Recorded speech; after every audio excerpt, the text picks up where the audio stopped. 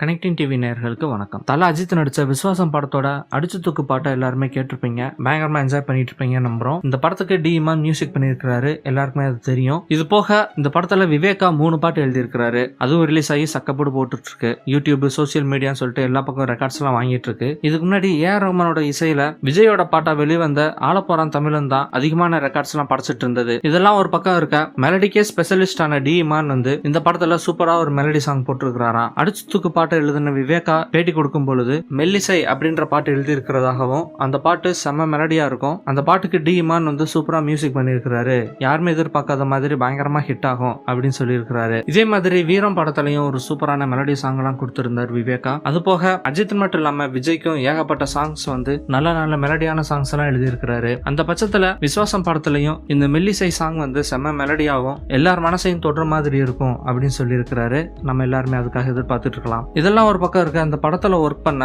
அசோக் ராஜா dance master வேட்டி கட்டு song மேக்கிங்க பத்தி பேசியிருக்கிறாரு. அவர் கொடுத்த இன்டர்வியூல என்ன சொல்லியிருக்காரு அப்படின்னா, ஜெமினி படத்துல ஓப்போடுக்கு அப்புறம் இந்த படத்துல வேட்டி கட்டு சாங் எனக்கு ஒரு பெரிய மைல்கல்லா அமையும், எனக்கு ஒரு நல்ல பேர் எடுத்து கொடுக்கும் அப்படின்னு சொல்லியிருக்காரு. இந்த படத்துல கிட்டத்தட்ட 300 டான்சர்ஸ், 200 ஜூனியர் ஆர்டிஸ்ட், இதுவும் போக 80 குழந்தைங்க எல்லாம் டான்ஸ் ஆட வச்சிருக்கிறாராம். சோ இவ்வளவு தூரம் பிரம்மாண்டமான ஒரு சாங்க விஸ்வாசம் படத்துல எடுத்திருக்காங்க. சோ இதையும் பாக்குறதுக்கு கண்டிப்பா வெயிட் பண்ணவே முடியல அப்படின்னு தாங்க சொல்லணும். இது போக வேற என்னெல்லாம் அப்டேட் வந்திருக்கு அப்படின்னு பார்த்தோம்னா, விஸ்வாசம் படத்தோட டீசர் எப்ப ரிலீஸ் ஆகும் அப்படின்னு சொல்லிட்டு ரொம்ப ஆவலா எதிர்பார்த்துட்டு இருக்காங்க. பொங்கலுக்கு விஸ்வாசம் படத்துக்கு போட்டியா ரிலீஸ் ஆக போற பேட்ட படத்தோட டீசர், ஆடியோ லான்ச் சொல்லிட்டு எல்லாமே நடந்துருச்சு. அது ஒரு பக்கம் ஹிட் ஆயிட்டு இருந்தாலும், நம்ம தல அஜித்தோட விஸ்வாசம் படத்துக்கு ஏகப்பட்ட எதிர்பார்ப்பு இருக்கு. விஸ்வாசம் படத்தோட மோஷன் போஸ்டர் ஒரு பெரிய சாதனையை படைச்சிருச்சு. இதை தொடர்ந்து இப்ப அடிச்சு தூக்கு சாங்கும் எல்லா பக்கமும் ரெக்கார்ட படைச்சிட்டு இருக்கு. இது போக டீசர் எப்ப ரிலீஸ் ஆகும் அப்படின்னு சொல்லிட்டு ஒரு பெரிய எதிர்பார்ப்பை ஏற்படுத்தி வச்சிருக்காங்க.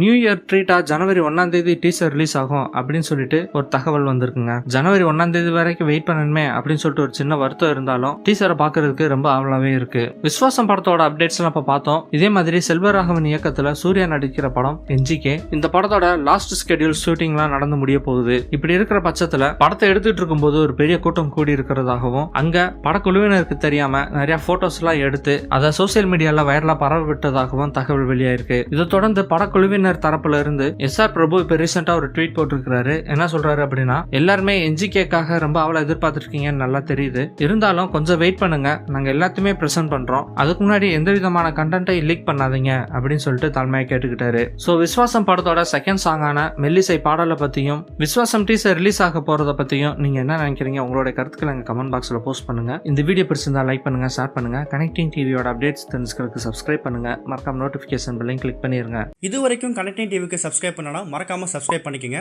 உடனடி அப்டேட்ஸ் பெறுவதற்கு நோட்டிபிகேஷன் பெல்லையும் கிளிக் பண்ணிக்கங்க.